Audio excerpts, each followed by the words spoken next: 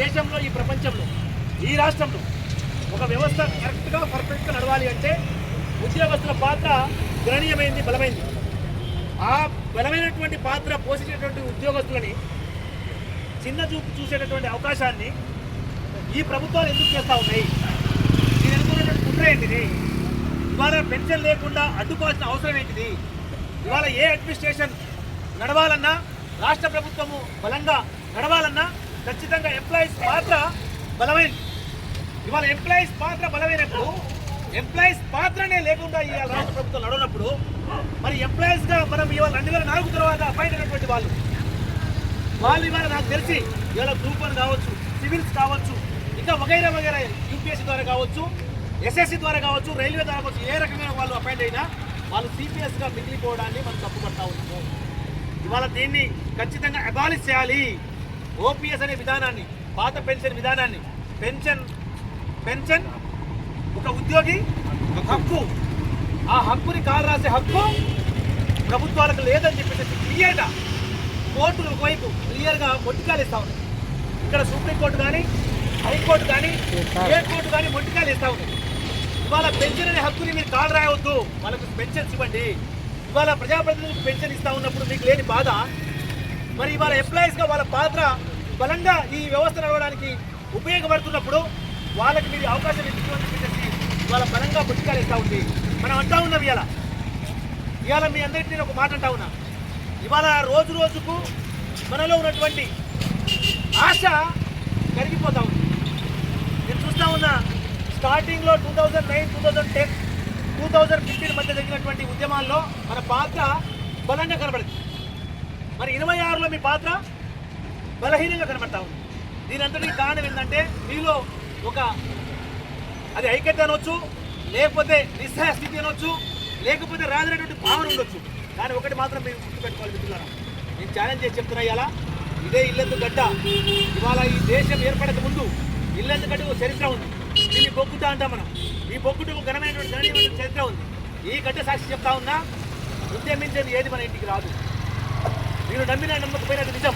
కాబట్టి ఉద్యమించేటటువంటి పంత, ఉద్యమించేటటువంటి ఆ స్పిరిట్ మీరు కోల్పోతే అది మళ్ళీ మన దగ్గర దక్కదు. నేను చాలా సందర్భాలను చెప్పాం, బ్రిటిష్ వాడు 200 సంవత్సరాలు పరిపాలించింది మన దేశాన్ని. మన ఆశ తరిగిందా? కొట్టాడేమో లేదా? 200 సంవత్సరాల తర్వాత అయినా వచ్చిందా లేదా అవకాశం? ఇదే 2014 ముందు ఇదే తెలంగాణ అంశం. తొలిదశ ఉద్యమాలు నడిచినప్పుడు మనము నిర్వీర్యపోయినాం. మనం ఆశకు అయాశ అయింది. కానీ ఇదే ఉద్యమాన్ని మరిదశ ఉద్యమంగా మలిచిన తర్వాత 2001 నుంచి 2014 కేవలం 13 సంవత్సరాల వ్యవధిలో ఆ ఉద్యమాన్ని ఉధృతం చేస్తే ఏమిచ్చారు? ఇక్కడ తెలంగాణ రాష్ట్రం ఇచ్చారు. అంటే నేను అంటా ఉన్నా, ఈ ఉద్యమం లాబింగ్ లడాయి లా మనకు అనుకూలంగా ఉంది. నేను అప్పటి ఇప్పుడు చెప్తాను, లా మనకు అనుకూలంగా ఉంది. పెన్షన్ అనేది ఉద్యోగి హక్కు, దానికి కాలు రాసే హక్కు ఏ ప్రభుత్వానికి లేదు. అది ఒకటి మనకు అనుకూలంగా ఉన్నప్పుడు మరి లాబింగ్లో మనము సఫలీకృతం అవుతా ఉన్నాం. ఇవాళ మన ఓటు బ్యాంక్ అంశాన్ని, ఓటు బ్యాంక్ విషయాన్ని ఇవాళ అన్ని రాష్ట్రాలు కూడా మేనిఫెస్టోలో సిపిఎస్ రద్దు చేస్తామని చెప్పేసి క్లియర్గా మేనిఫెస్టో పెట్టుకున్న సందర్భాన్ని చూస్తా ఉన్నాం. మేనిఫెస్టోకే పరిమితం చేస్తా ఉన్నాం. ఎలక్షన్ అంతవరకు మాత్రమే అవి ఎక్స్పోజ్ అవుతా ఉంది. కానీ ఎలక్షన్ తర్వాత ఆ అంశాన్ని గట్టిగా చెప్పే పరిస్థితులు లేరు. కానీ ఒకటి మాత్రం వాస్తవం, మేనిఫెస్టో పెట్టారు అంటే సిపిఎస్ ఉద్యోగులు చూసి వాళ్ళు అంటే మన ప్రాబల్యం అది గట్టిగా ఉందనే విషయము అది రాష్ట్ర ప్రభుత్వానికి కేంద్ర ప్రభుత్వం తెలుసు. కాబట్టి ఇవాళ ఉన్నటువంటి కేంద్ర ప్రభుత్వం ఇవాళ నిర్మలా సీతారామన్ గారిని మనము కొంతమంది అడిగారు ఆర్టీఐ ద్వారా, అసలు సిపిఎస్ రద్దు చేసే ఉద్దేశము మీకుందా? ఇది ఏ ముమ్మాటికి జరగదు అని చెప్పేసి ఆమె స్టేట్మెంట్ ఇచ్చింది. కానీ ఈ స్టేట్మెంట్ని తప్పుగా ప్రూవ్ చేయాలి అన్న, లేదా ఆ రాత్రి తలరాత్రి మార్చాలన్నా ఉద్యమ పంతే మన పంతగా మీరు మార్చుకోండి. మీరు అంటా ఉన్నారు కావచ్చు ఖచ్చితంగా తీరుతుంది. అరే అగ్రి చట్టం తీసుకొచ్చింది పంజాబ్ గవర్నమెంట్, కేంద్ర గవర్నమెంట్ తీసుకొచ్చింది. ఒక్క రాష్ట్రం తిరగబెడది. ఏ రాష్ట్రం తిరగబడ్డ రాష్ట్రం? పంజాబ్ రాష్ట్రం తిరగబడ్డది.